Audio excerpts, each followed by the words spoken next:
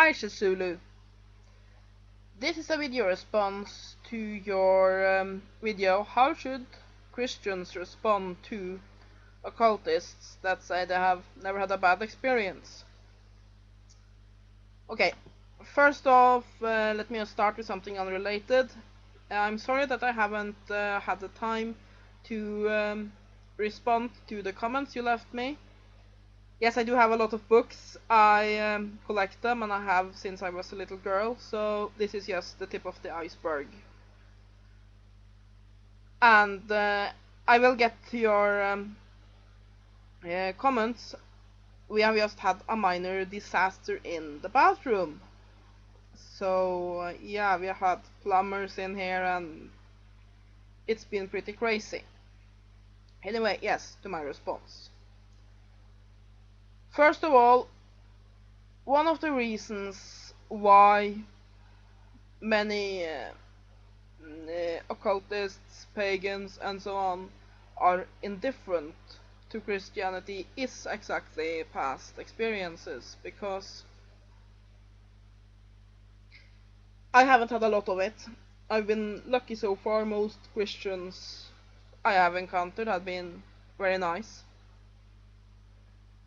However, quite a few that I know have had very bad experiences with Christians, even Christian parents, telling them they're evil, having some have lost their jobs due to Christians thinking they're evil.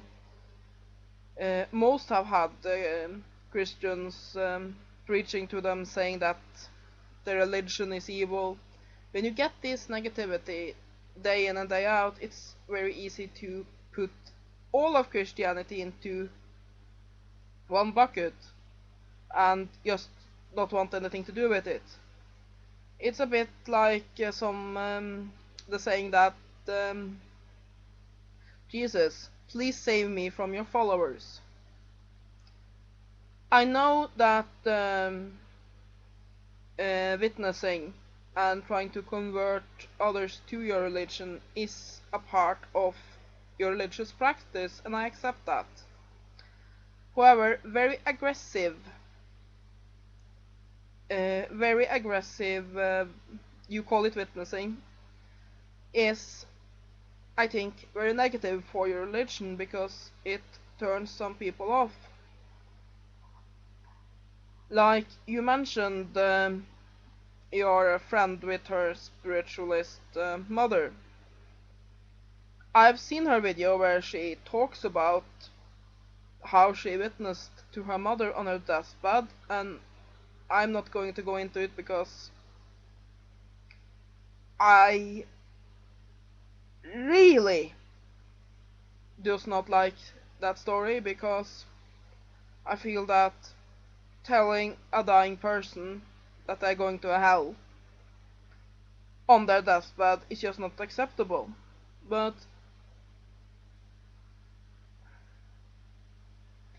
I know Christians mean well. But for me, for example, who are not Christian and who think that there are a lot of that there is not one true religion and you go to hell if you don't follow that one true religion. If you see things from my perspective, frightening a dying person like that is, I hate to put it that way because I don't want to be rude, but cruel. And I know why she did it, and I can understand why someone of the Christian faith might do it. But that type of very aggressive attempt to get people to your religion do turn people off from it. So yes, there is a very logical explanation why some occultists have a problem with Christianity. And me myself, I actually had a problem with it until I met several Christians that didn't preach, that instead made me interested in learning about Christianity. No, I I'm not Christian because I don't, like I said, believe that there are one true way, and there are things in Christianity I don't agree with. However, I got interested in learning about the religion when I got a teacher who is a Christian, but who never preached to me, never told me I was evil, or that what I did was wrong. But after a while I got interested in her religion and asked. So yes, that's that. The second point I wanted to bring up is that it's sort of an excuse me, my English isn't perfect.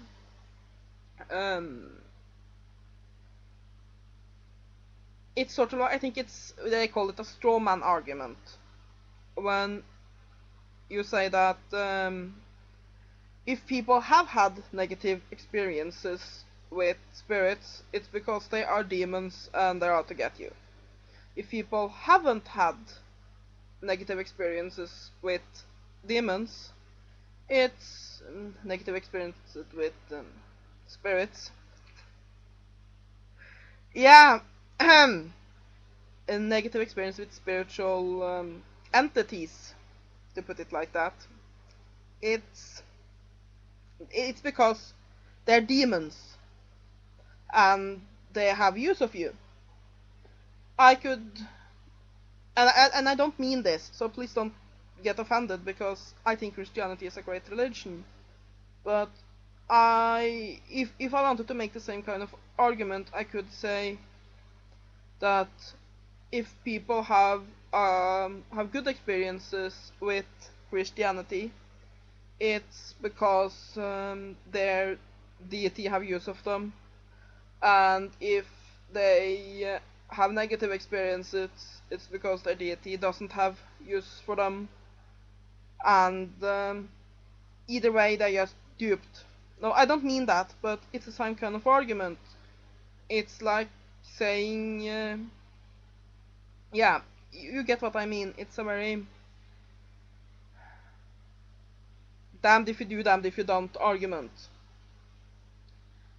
in which you are right by default, because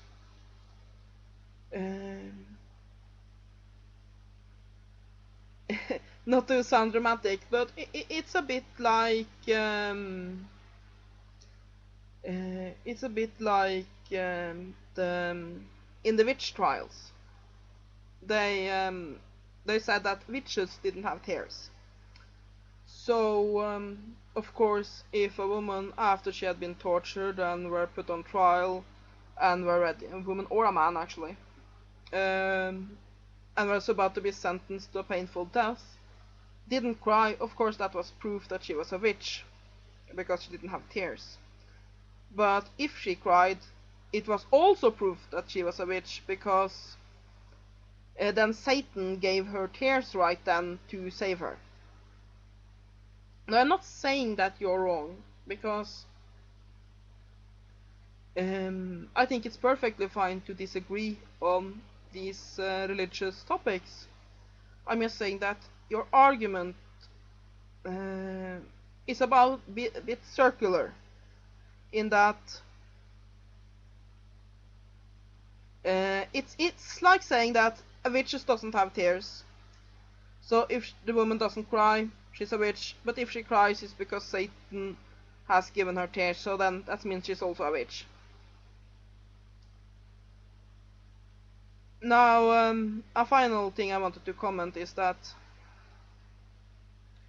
occultism isn't a toy.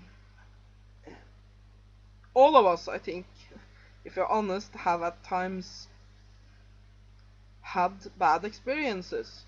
I, however, don't think that that is because the spirits are evil. In my experience, the spirits are very alien. At least those that aren't ghosts, but are nature spirits and so on. They are completely alien. And they look out for themselves. Some are helpful, some are not helpful. And you can definitely end up getting into contact with those that aren't helpful. And I also think it is dangerous, those occultists that say it's all dances and roses and fluffy candy. Because you need to protect yourself. You need to have respect for what you're doing. Because while I think that there are ghosts that are actually the souls of the deceased, and they are not the ones that I'm worried about.